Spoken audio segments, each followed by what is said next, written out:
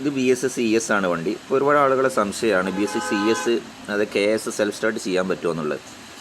അത് നമ്മൾ ലാസ്റ്റ് വന്ന ആ ഒരു കാറ്റഗറിയിലെ വാഹനങ്ങൾക്കൊന്നും സെൽഫ് സ്റ്റാർട്ട് ആഡ് ചെയ്യാനുള്ള ഓപ്ഷൻസ് പൂർണ്ണമായിട്ടും മാറ്റിയാണ് ഒരു എൻജിൻ കേസ് ഉണ്ടാക്കിയിട്ടുണ്ട് കേട്ടോ.